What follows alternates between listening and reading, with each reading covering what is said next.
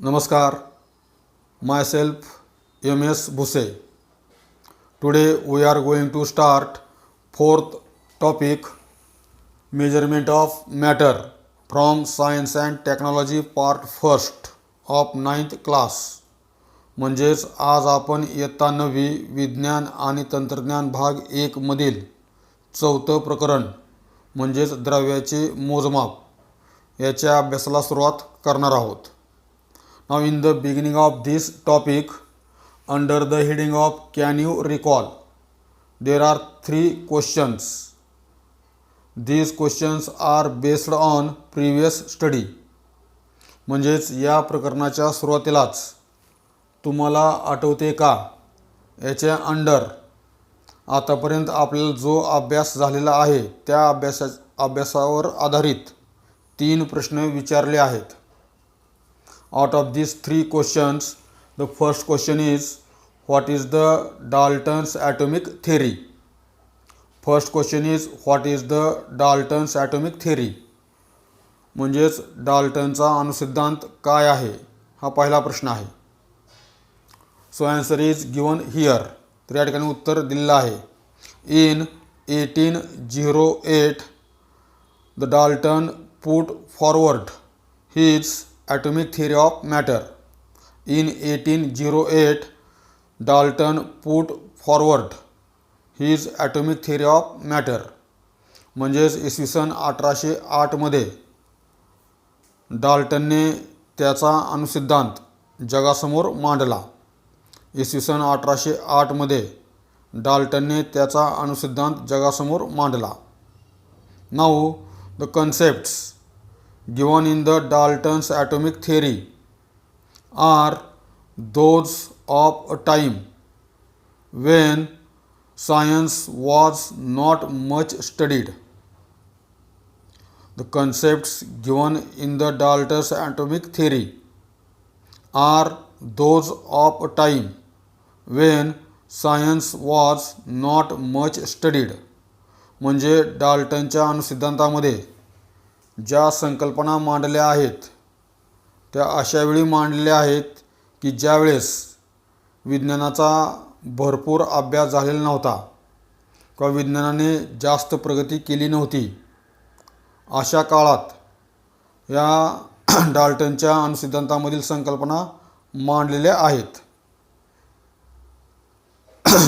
However, Dalton's atomic theory is the foundation of chemistry. असं असलं तरी सुद्धा डाल्टनचा अणुसिद्धांत हा रसायनशास्त्राचा मूलभूत पाया आहे. Now according to Dalton's atomic theory, आता या डाल्टनच्या अणुसिद्धांतामध्ये काय काय सांगितलं आहे ते आपण पाहणार आहोत. According to Dalton's theory, first point, all the matter is made up of very small particle called atom. All the matter is made up of very small particle called atom.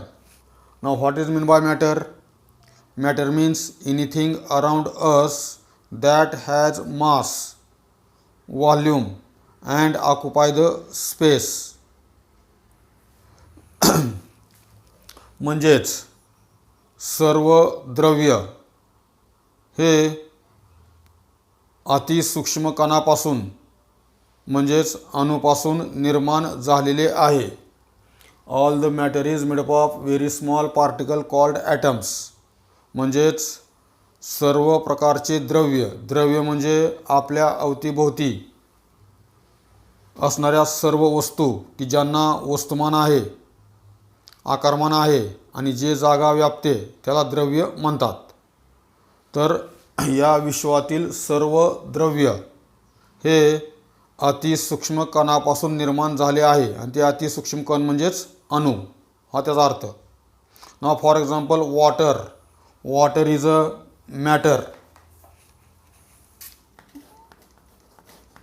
Water it is a matter and this matter is made from atom of hydrogen and atom of oxygen. Similarly, sugar, it is the formula of sugar. So this matter is made from atom of carbon, hydrogen and oxygen. Hence all the matter in universe is made up of very small particle called atoms. या विश्वातील सर्व द्रव्य हे सूक्ष्म कणापासून म्हणजेच अणुपासून बनलेलं आहे, हा त्याचा अर्थ. Then second point, according to Dalton's atomic theory, atom can not be divided. Atom can not be divided as atom is very small particle, it can not be divided. डाल्टनच्या अणुसिद्धांतानुसार अणूचे विभाजन होत नाही. अणूचे विभाजन होत नाही कारण अणू हा अतिशय सूक्ष्म लहान कण आहे, त्यामुळं अणूचे विभाजन होत नाही. Then third point, atom can neither be created nor destroyed. Atom can neither be created nor destroyed म्हणजे या डाल्टनच्या अणुसिद्धांतानुसार अणूंची निर्मिती करता येत नाही किंवा अणूंचा नाशही होत नाही. अणूची निर्मिती करता येत नाही किंवा अणूचा नाशही होत नाही, हा त्याचा अर्थ. Then fourth point, all the atoms of same element are identical in all respects having same mass, size and chemical properties. All the atoms of same element are identical in all respects having same mass, size and chemical properties. म्हणजे एकाच मूलद्रव्याचे सर्व अणू हे सर्व बाबतीत सारखे असतात. सर्व बाबतीत म्हणजेच एकाच मूलद्रव्याच्या सर्व अणूचं वस्तुमान सारखंच असतं किंवा एकाच मूलद्रव्याच्या सर्व अणूचा आकार सारखा असतो. त्याचबरोबर एकाच मूलद्रव्याच्या सर्व अणूचे रासायनिक गुणधर्मसुद्धा सारखे असतात आणि त्यामुळं एकाच मूलद्रव्याचे सर्व अणू हे सर्व बाबतीत सारखे असतात. All the atoms of same element are identical in all respects having same size, mass and chemical properties. Now for example, hydrogen is an element. Hydrogen is an element.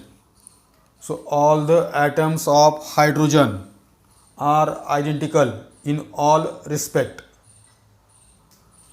The mass of all the atoms of hydrogen is same.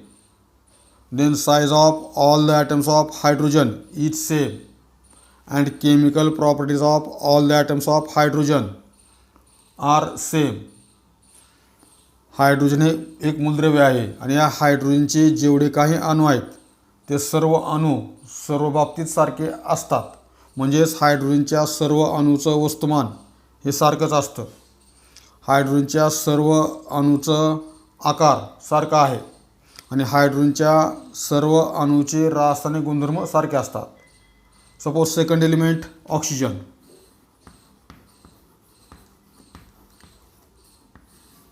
आपण दुसरं उदाहरण घेतलं oxygen.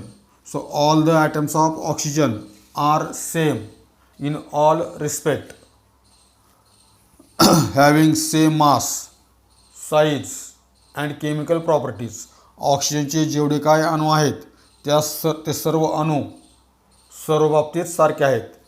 ऑक्सिजनच्या सर्व अणूचं वस्तुमान, त्यांचा आकार आणि रासायनिक गुणधर्म सारखे असतात, हा त्याचा अर्थ. Then next point,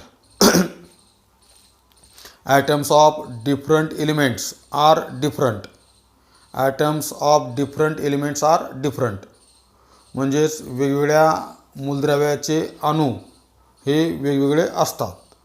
atoms of same element are identical but atoms of different element are different.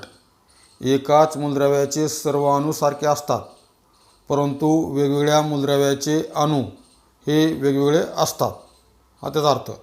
Now for example, there are two element hydrogen and oxygen. All the atoms of hydrogen are identical Similarly, all the atoms of oxygen are identical, but the atoms of hydrogen are different from the atoms of oxygen. Atoms of hydrogen are different from the atoms of oxygen. हायड्रोजनचे अणू हे ऑक्सिजनच्या अणूपेक्षा वेगळे आहेत, कारण hydrogen आणि oxygen हे दोन वेगळी मूलद्रव्ये आहेत. As hydrogen and oxygen are different element, their atoms are also different. The mass of hydrogen atom is different from the mass of oxygen atom, or size of hydrogen atom is different from the size of oxygen atom. Chemical properties of hydrogen atoms are different from the chemical properties of oxygen. Hence, atoms of different elements are different, and hence there are as many atoms as there are elements. Hence, there are as many atoms as there R elements. म्हणजेच वेगवेगळ्या मूलद्रव्याचे अणू वेगवेगळे असतात आणि त्यामुळं जेवढ्या प्रकारची मूलद्रव्ये आहेत तेवढ्याच प्रकारचे अणूसुद्धा आहेत. जेवढ्या प्रकारची मूलद्रव्ये आहेत तेवढ्याच प्रकारचे अणू आहेत, कारण प्रत्येक मूलद्रव्याचे अणू हे दुसऱ्या मूलद्रव्याच्या अणूपेक्षा वेगळे असतात. Atoms of hydrogen are different from the atoms of oxygen, and therefore there are as many types of atoms as there are elements. जेवढ्या प्रकारचे मूलद्रव्ये आहेत तेवढ्या प्रकारचे अणू आहेत. Now we know that there are different 118 types of elements. There are 118 types of elements. आपल्याला माहीत आहे 118 मूलद्रव्ये आहेत, म्हणजे 118 प्रकारची मूलद्रव्ये आहेत. As there are different 118 elements, there are 118 atoms. 118 मूलद्रव्ये आहेत आणि मूलद्रव्ये 118 असल्यामुळं त्या ठिकाणी 118 प्रकारचे अणू आहेत. 118 मूलद्रव्ये असल्यामुळं त्या ठिकाणी अणूसुद्धा 118 प्रकारचे आहेत, कारण प्रत्येक मूलद्रव्याचे अणू वेगळे आहेत. The atoms of hydrogen are different from atoms of oxygen. These atoms are different from the atoms of chlorine. असे प्रत्येक मूलद्रव्याचे अणू वेगवेगळे असल्यामुळे जेवढे मूलद्रव्ये आहेत तेवढ्याच प्रकारचे अणू असतात, हा त्याचा अर्थ. Then next point. A molecule of compound is formed by the chemical combination of two or more atoms of different element. A molecule of compound is formed by the chemical combination of two or more atoms of different element. म्हणजेच संयुगाचा रेणू वेगवेगळ्या मूलद्रव्याच्या दोन किंवा दोनपेक्षा अधिक अणूच्या रासायनिक संयुगातून तयार होतो. संयुगाचा रेणू हा वेगवेगळ्या मूलद्रव्याच्या दोन किंवा दोनपेक्षा अधिक अणूच्या संयुगातून तयार होतो, रासायनिक संयुगातून तयार होतो. केमिकल कॉम्बिनेशन म्हणजे रासायनिक संयोग. Now for example,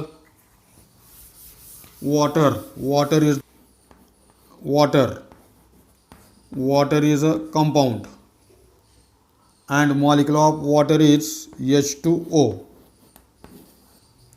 It is the molecule of water. Now this molecule of water is formed by the chemical combination of two atoms of hydrogen and one atom of oxygen.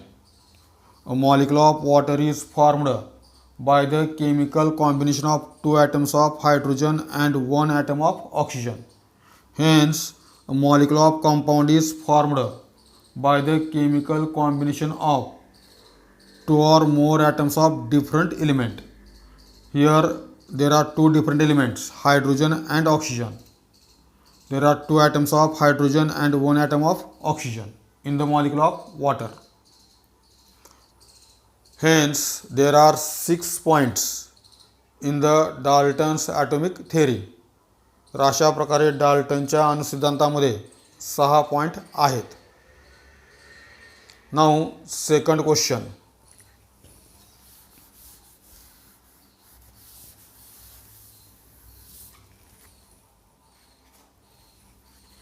Second question, how are the compounds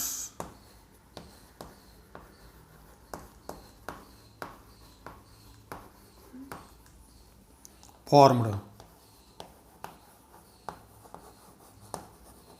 Second question, how are the compounds formed? दुसरा प्रश्न आहे संयुगे कशी तयार होतात. So compounds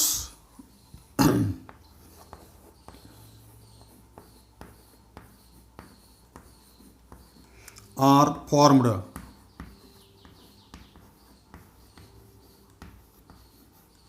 by the chemical reaction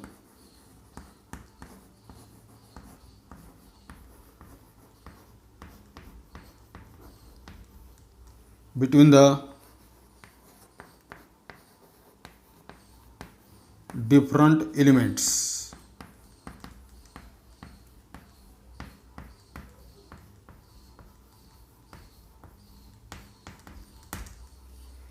Compounds are formed by the chemical reaction between different elements. म्हणजेच वेगवेगळ्या मूलद्रव्यांमध्ये रासायनिक अभिक्रिया होऊन संयुगे तयार होतात. वेगवेगळ्या मूलद्रव्यांमध्ये रासायनिक अभिक्रिया होऊन संयुगे तयार होतात. Example, a compound water is formed by the chemical reaction between hydrogen and oxygen. Hydrogen आणि ऑक्सिजन या दोन मूलद्रव्यामध्ये रासायनिक अभिक्रिया होऊन पाणी हे संयुग तयार होतं. तर याप्रमाणे वेगवेगळ्या मूलद्रव्यांमध्ये रासायनिक अभिक्रिया झाल्यामुळं संयुगाची निर्मिती होते. Third example,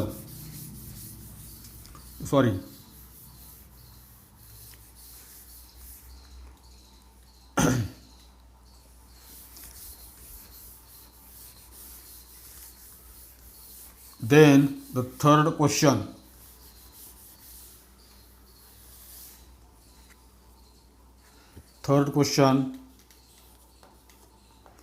what are the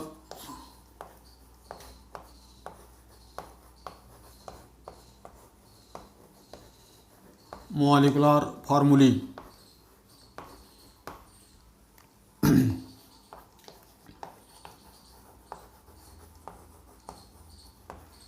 of salt? Then slaked lime,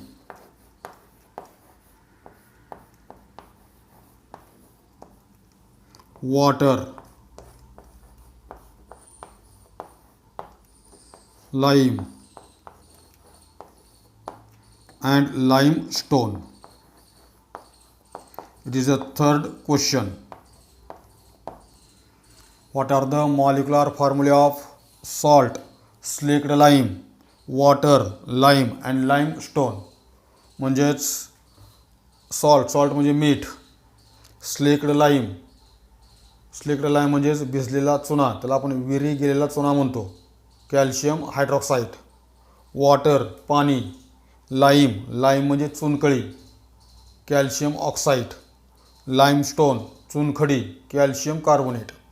तर चुनखडी, पाणी, त्यानंतर विरी गेलेला चुना आणि मीठ यांची रेणुसूत्रे काय आहेत असा प्रश्न आहे. So molecular formula of salt is NaCl. मिठाचं रेणुसूत्र आहे NaCl. Then molecular formula of slaked lime is CaOH twice. विरी गेलेला चुना किंवा भिजलेला चुना, calcium hydroxide. Then molecular formula of water is H2O. Then molecular formula of lime is CaO. calcium oxide, चुनखडी. And molecular formula of limestone, that is चुनखडी, CaCO3, calcium carbonate. It is the molecular formula of limestone. Hence we have seen 3 questions. अशा प्रकारे आपण 3 प्रश्न पाहिले आहेत. Then the first point from this topic is, त्या topic मधला पहिला पॉइंट,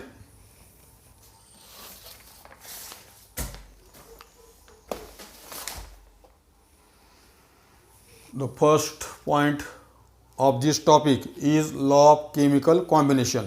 या प्रकरणामधील पहिला पॉइंट आहे लॉ ऑफ केमिकल कॉम्बिनेशन, म्हणजेच रासायनिक संयुगाचे नियम. लॉ ऑफ केमिकल कॉम्बिनेशन, रासायनिक संयुगाचे नियम.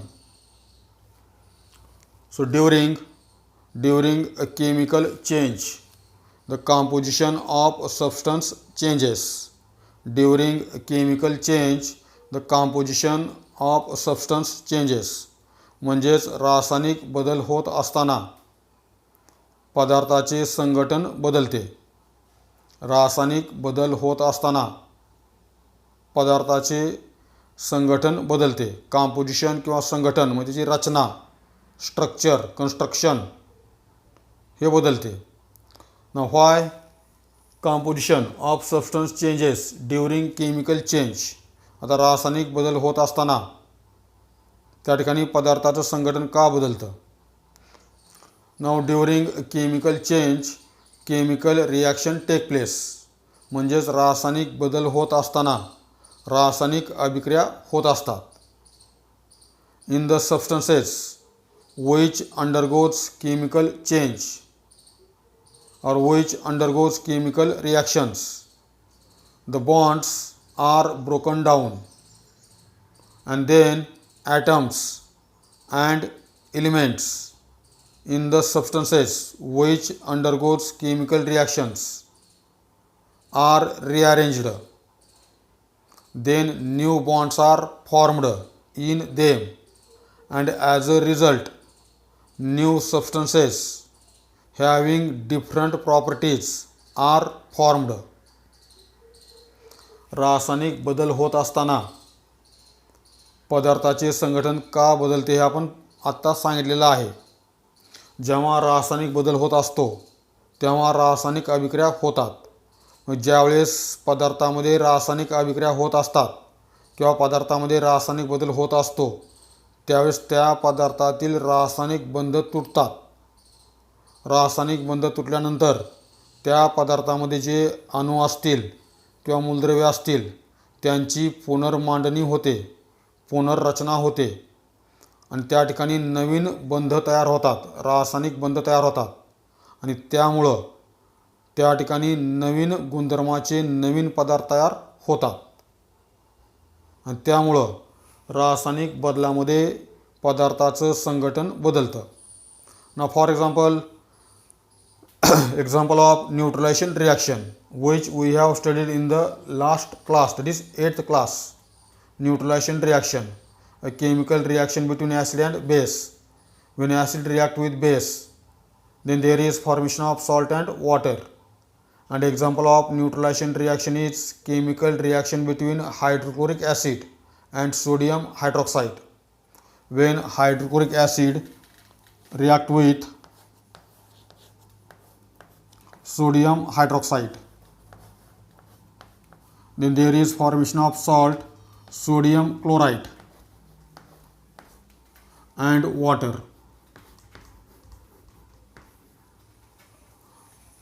Now suppose these two substances undergoes chemical change, that is a chemical reaction take place between hydrochloric acid and sodium hydroxide. समजा या दोन पदार्थांमध्ये रासायनिक बदल होत आहे म्हणजे यांच्यात रासायनिक अभिक्रिया होत आहे. आता ते रासायनिक अभिक्रिया होताना काय होतं. ड्यूरिंग केमिकल चेंज और chemical reaction the bonds in the hydrochloric acid and bonds in the sodium hydroxide are broken down.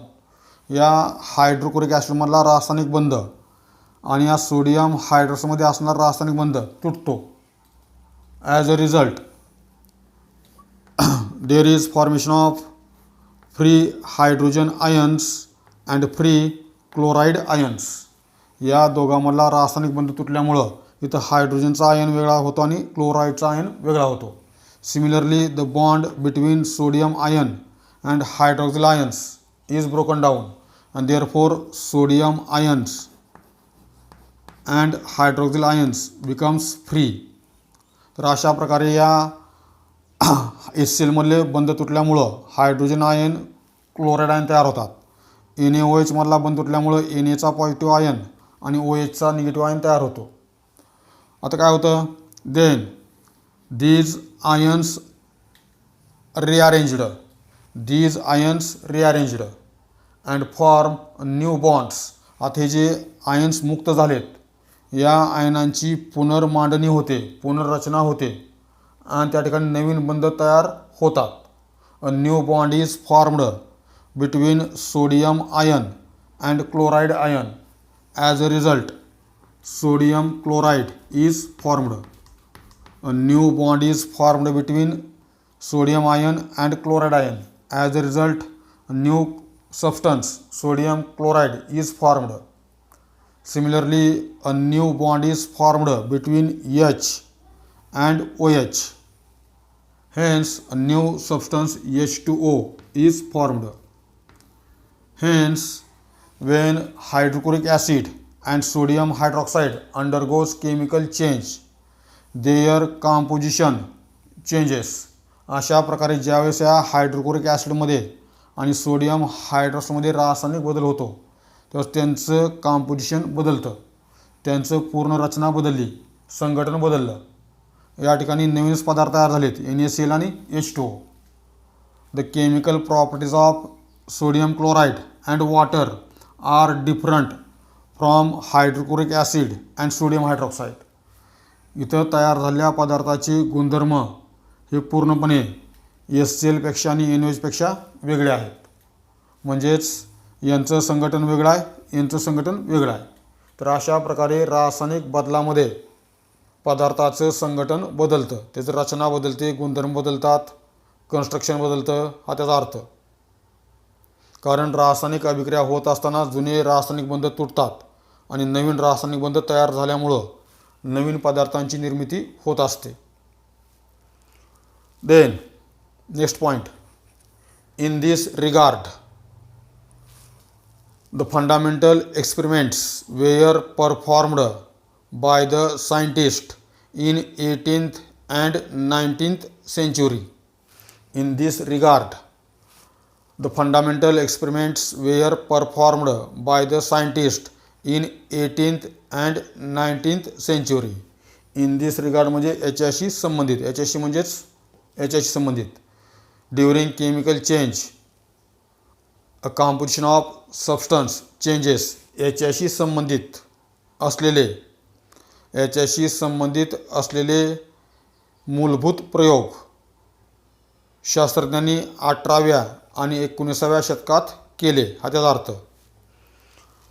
रासायनिक बदल होत असताना पदार्थाचं संघटन बदलतं.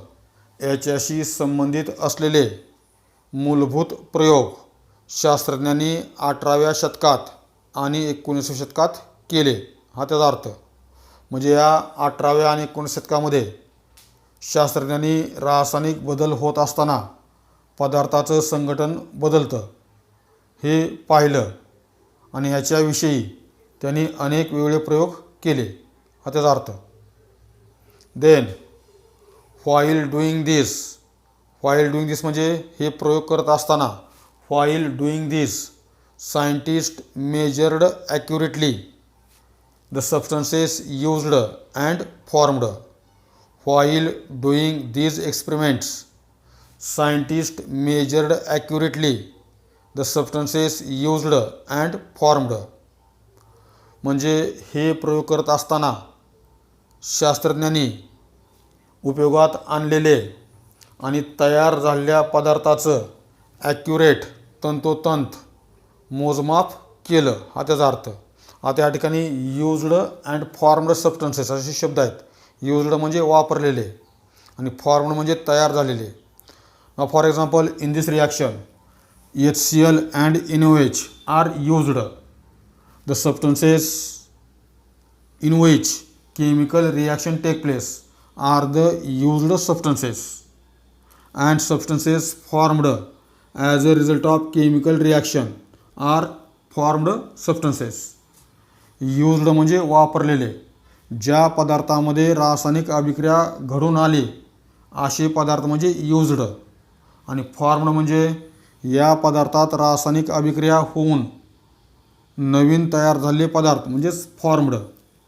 तर याप्रमाणे हे प्रयोग करत असताना, वेगवेगळ्या रासायनिक अभिक्रियेचे प्रयोग करत असताना शास्त्रज्ञांनी ज्या पदार्थामध्ये रासायनिक अभिक्रिया घडून आणले त्या पदार्थाचं आणि रासायनिक अभिक्रिया झाल्यामुळं तयार होणाऱ्या नवीन पदार्थाचं तंतोतंत मोजमाप केलं. म्हणजे रासायनिक अभिक्रिया करताना किती पदार्थ वापरले, कोणते पदार्थ किती वापरले आणि त्यांच्यात रासायनिक अभिक्रिया झाल्यामुळं कोणते पदार्थ किती तयार झाले याचं मोजमाप शास्त्रज्ञांनी केलं, हा त्याचा अर्थ. Then the scientist Dalton, then Thomson and Rutherford studied the structure of the substances and the atom and thus discovered the law of chemical combination.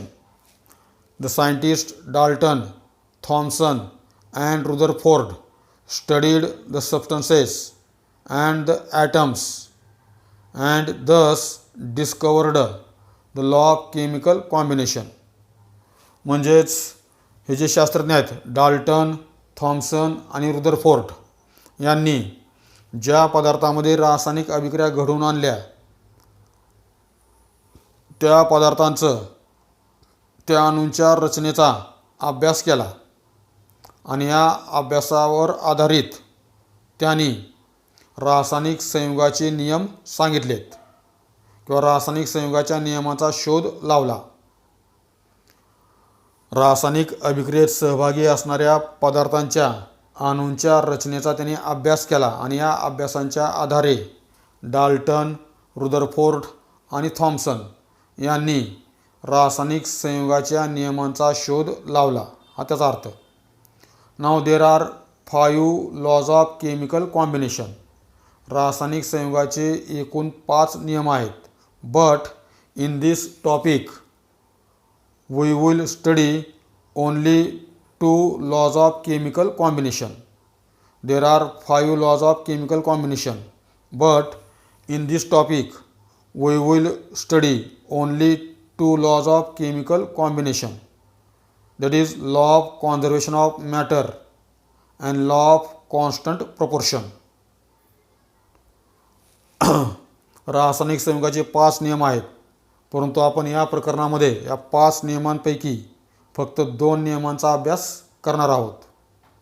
So in the next video we will study the first law of chemical combination, that is law of conservation of matter. आपण पुढच्या व्हिडिओमध्ये रासायनिक संयुगाच्या पहिल्या नियमाचा म्हणजेच द्रव्य अक्षयतेच्या नियमाचा अभ्यास करणार आहोत. धन्यवाद.